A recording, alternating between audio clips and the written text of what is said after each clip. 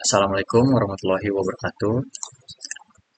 Perkenalkan, nama saya Hilfa Raisa Eksa Putra dengan NIM 244 16255 2010977 kelas IF 24C. Di sini saya akan menjelaskan 4 struktur data, yaitu array, hash map, stack, dan queue. Kita mulai dulu dengan array. Apa sih itu array?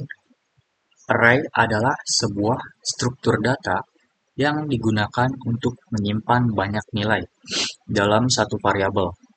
Dan semua nilai itu memiliki tipe data yang sama. Contohnya, misal di array itu pakainya integer, maka kita ya berarti integer semua. Contoh penerapan dunia nyata yaitu ada daftar belanja dan kamar hotel. Contohnya itu kayak misal kamar hotel kan biasa ada tuh dari kamar 1, kamar 0, kamar 2. Nah, misal kamar 0 tuh diisi dengan angka dengan 2 balok lah. Jadi isi dari kamar 0 tuh ya 2 balok itu sendiri. Karakteristik array yang pertama ada tipe data elemen yang sama yang tadi sudah saya bilang. Yang kedua ada elemen disimpan secara berurutan. Array memiliki indexing. Indexing merupakan urutan array. Urutan array biasanya diawali dengan 0. Nah, elemen disimpan secara berurutan berarti dari 0, 1, 2, dan seterusnya. Oke, ini contoh kode sederhananya ya. Kita buat dulu array-nya angka yang berisi 1, 2, 3.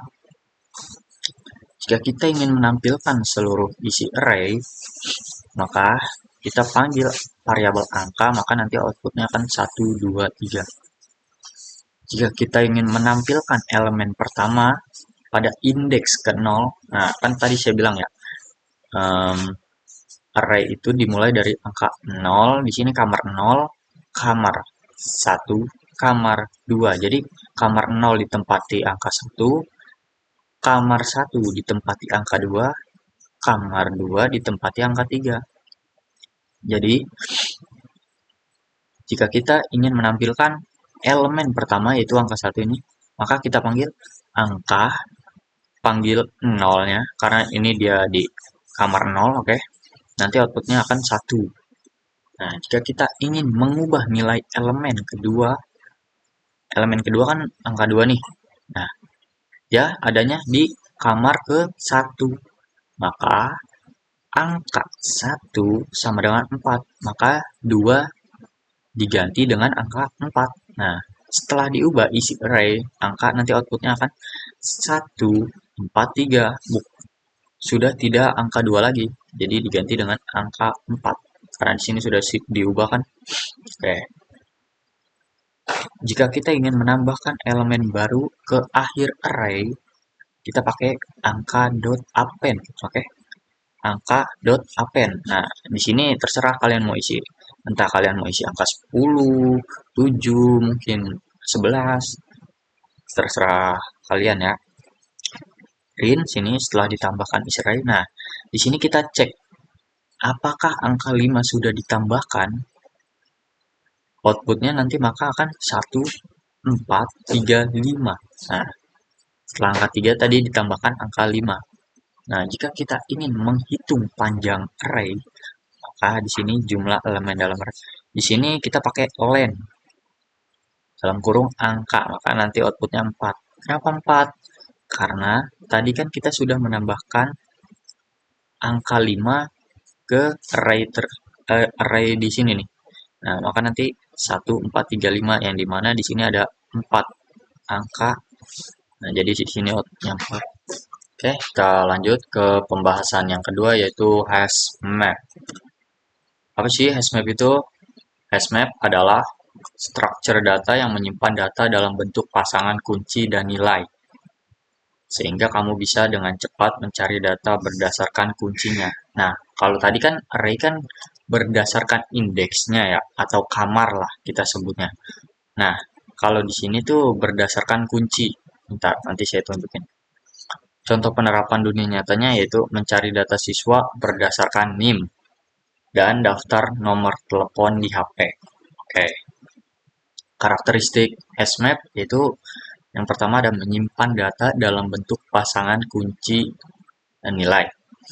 Tidak bergantung pada urutan. Nah, berlainan dengan yang tadi array. Kalau array kan berurutan tuh. Nah, kalau ini nggak berurutan. Contoh kodenya itu kita buat dulu di sini, membuat hash map-nya dulu. Ini buah yang isinya itu apel merah, pisang kuning, semangka hijau. Jika kita ingin menampilkan semua isi hash map yang di sini nih, nah, maka kita print buah, nanti outputnya akan apel merah, pisang kuning, semangka hijau. Jika kita ingin mengakses nilai berdasarkan kunci, misal print warna apel adalah buah apel. Nah, di sini kan apel nih, ini apel nih kan merah nih nilainya, maka nanti outputnya akan merah. Seperti halnya kayak misal kalian tuh di sini nama orang lah, misal di kontak Adel. Nah, di sini tuh nomornya. Nanti jika kita ingin mencari nomor tersebut, nah kita hanya butuh namanya saja kalau ingin melihat nomornya. Lanjut ke menambahkan pasangan kunci nilai baru. Nah, kita ingin menambahkan nih di sini. Misal kita tambahin lah buah jeruk sama dengan orange. Print setelah ditambahkan. Nah, kita cek nih setelah ditambahkan tuh gimana gitu. Kita print buah, outputnya akan apel merah, pisang kuning, semangka hijau, ada jeruk dan orange. Nah, kita tambah nih berarti ada jeruk nih. Kan di sini ditambah. Nah, maka jeruk orange-nya ditambah. Nah, jika kita ingin mengubah nilai dari kunci yang sudah ada, kita ingin mengubah nih. Misal apel diganti dengan merah muda. Nah, kan ini merah aja nih. Nah, kita ganti dengan merah muda. Di sini kita buah apel sama dengan merah muda. Print setelah diubah. Nah, kita cek buah. Outputnya adalah apel merah muda. Nah, sudah keganti nih. Yang tadinya merah jadi merah muda. Pisang kuning, semangka hijau, dan jeruk orange. Yang diganti cuma merah muda. Jika kita ingin menghapus, misal kita mau menghapus pisang lah, ini pisang. Nah, kita dengan gampangnya yaitu pakai del buah pisang. Print setelah dihapus. Nah, kita cek apakah pisang ini sudah terhapus atau belum. Outputnya nanti akan apel merah muda, semangka hijau, jeruk orange. Nah, tidak ada pisang berarti sudah tidak ada pisang berarti sudah kehapus pisangnya di kode del buah pisang. Oke. Oke, kita lanjut ke pembahasan yang ketiga yaitu stack atau tumpukan. Apa sih stack atau tumpukan itu? Stack adalah structure data linear yang mengikuti prinsip LIFO atau last in first out. Artinya data yang terakhir dimasukkan adalah yang pertama keluar. Contohnya tuh kayak yang pertama ada tumpukan piring di restoran. Misalkan nanti ditumpuk tuh piring tumpukan piring pertama, piring kedua, dan piring ketiga.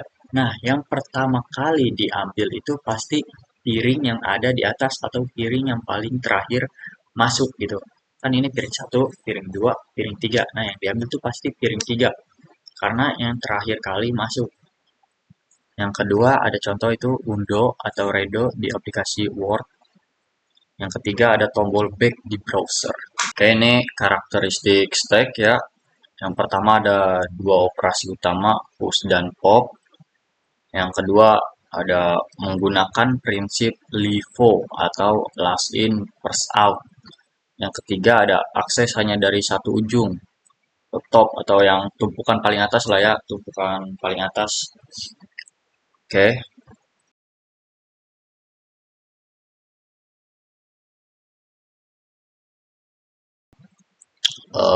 Contoh kodenya yaitu kita buat dulu stack kosong, di sini stack tidak ada nilainya.